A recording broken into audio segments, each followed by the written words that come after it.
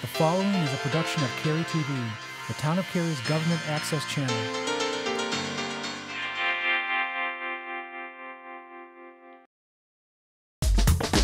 You're watching Bud TV, the monthly program that keeps you informed about what's going on in and around Cary Town Government. This month on Bud, learn what's in the town's new budget. Who do you know with that hometown spirit? And Lazy Daze is coming, but in a new location. All that and more right here on Bud TV.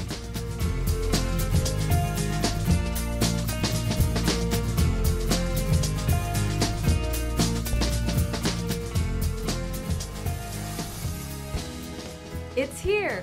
What's here? It's the town's fiscal year 2016 budget. As of July 1st, the Cary Town Council adopted a $295 million budget. It's a balanced work and management plan that details the town's projects and activities through June 30th, 2016. The budget also lays out the positions and revenues needed to accomplish and fund the work. Our property tax rate increased by 2 cents to 37 cents per $100 valuation. Those 2 cents will help pay for the bonds that Cary voters approved in 2012. And we still have the lowest tax rate in Wake County. Other fee changes include a $1 per month rise in solid waste fees, An average 10% increase in transportation development fees, And a 3.8% increase in water and sewer rates, or about $2.75 more per month for residents using 5,000 gallons of water. Okay, so what'll we be getting for all that spending? Well, to start with, how about a 7-mile third raw water pipeline to increase water treatment capacity and reliability? The resurfacing of over 23 miles of our streets, and contracting for services to assist with the temporary but significant increase in permitting, line location, and inspection due to the installation of gigabit fiber. That's good stuff. Anything else? The budget also included funding for an open data program that will provide the public with real-time access to non-confidential data collected during normal municipal operations. And replacement of median barriers at Morrisville Parkway and Carpenter Upchurch Road with a signalized intersection. Funding was also included to develop a pocket park at Meeting Place. And install a shade structure at Ritter Park.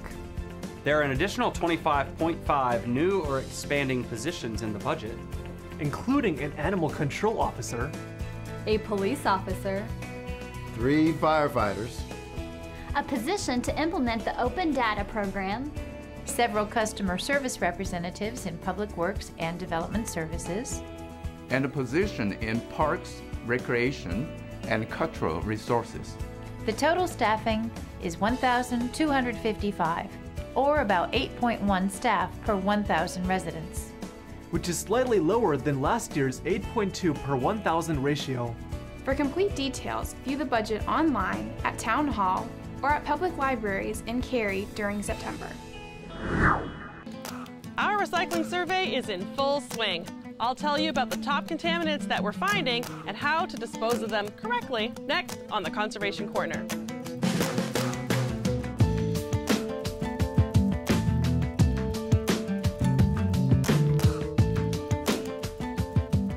If you received a hanging note like this on your cart, it means you mistakenly mixed in unaccepted items with your recycling. Now, your cart is considered contaminated and could possibly send good recyclables to the landfill. So what are the top contaminants? Let's take a look. The infamous plastic bag. While it may say recyclable on it, we simply can't take it in our program. Please don't use it to hold your recyclables and never throw them in empty. Just remember to keep your items loose in the cart and never put in a plastic bag. This goes for all kinds of plastic wrapping as well. Otherwise, it just gets trashed, as well as all the good recyclables that are caught up with them. If you want to recycle your plastic bags, check back with the retailer you got it from or find a collection box at a grocery store. Got a shipment lately? We're finding lots of foam peanuts and styrofoam in our recycling, but unfortunately we can't ship these away.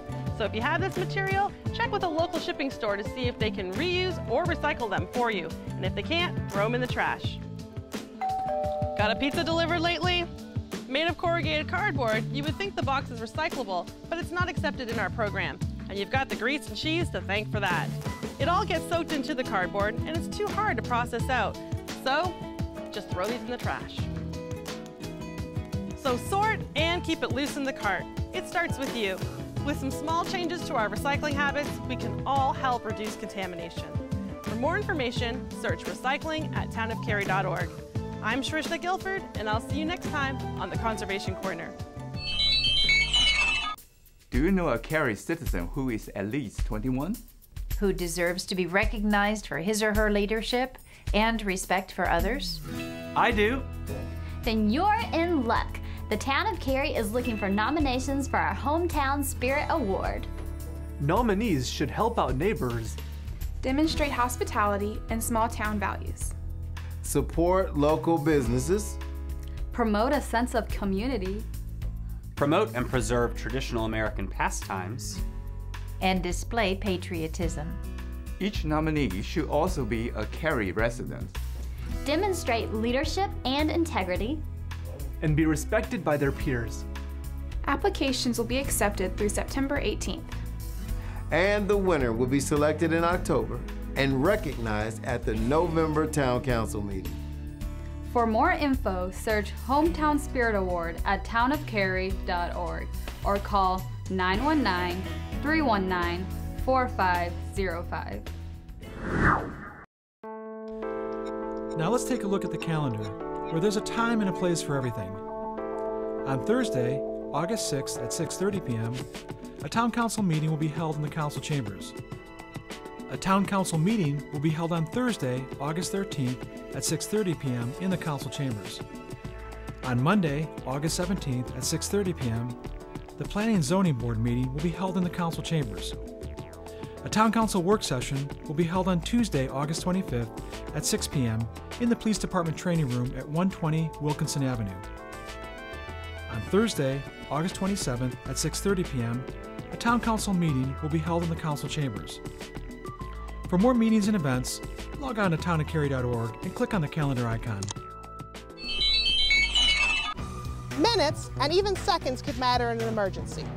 In this month's Hot Tips, I'll show you how your fire department responds from your 8 fire stations. And we'll talk about some ways that we can work together to ensure a timely response.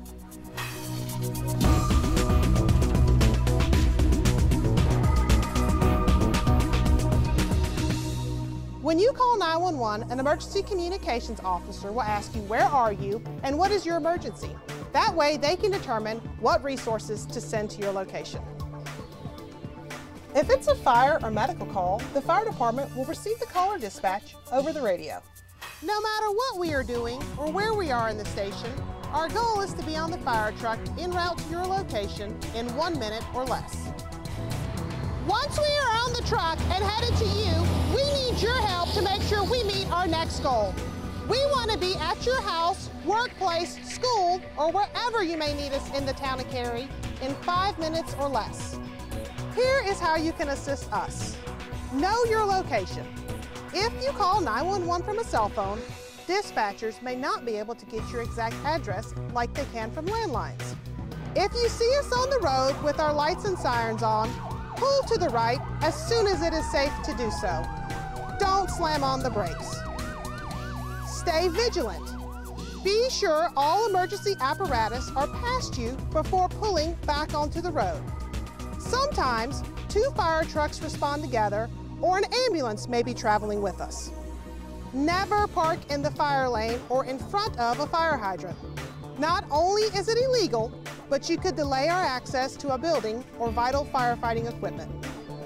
Make sure your house numbers are visible from the road in both daylight and at night. If you have a mailbox, place the numbers on both sides. If possible, meet us outside or turn a light on. It may help us pick your house out faster. Lastly, sometimes we may pass you with our lights and sirens on, only to turn them off and continue on. Why? Sometimes we are downgraded by additional information received into the 911 center or by a fire truck already on the scene. I'm Captain Alicia Dismuke with Cary Fire Department, bringing you this month's Hot Tips. It sure is hot out there. That means it's time for Lazy Days. It's the 39th year. There is one big change this year. What's that? Because Lazy Days' traditional home is under construction due to the Academy Street Improvement Project, the festival moves to a temporary location, the Town Hall campus. That's at 316 North Academy Street, just north of the usual location. Join us there on August 22nd from 9 a.m. to 5 p.m. Our opening ceremonies begin at 8:45 a.m. and include the town crier. And the Jerry Miller Awards are at noon. Come and enjoy many of the festival's traditional offerings. Arts and crafts. Cultural groups. 2 main stages with ongoing entertainment. A children's area in the courtyard between our main town hall buildings. And the beer garden with entertainment in the Page Walker Garden. This year, we add a stage at the intersection of Academy and Chatham Streets, where food trucks will gather. As with previous years, the easiest way to get to Lazy Days is to take a free C-Trans shuttle bus from Cary Town Center or Green Hope High School. Buses depart starting at 8:30 a.m. And the last buses leave the festival at 5:30 p.m. As always, you can search Lazy Days at townofcary.org for more info. Or call 919-319-4560. That does it for this month's Bud TV. If you have any questions about stories you've seen here, you can email us at feedback@townofcary.org or call 919-469-4007. And remember to tune in to Cary TV 11 if you're looking to find out what's going on in and around Cary Town Government.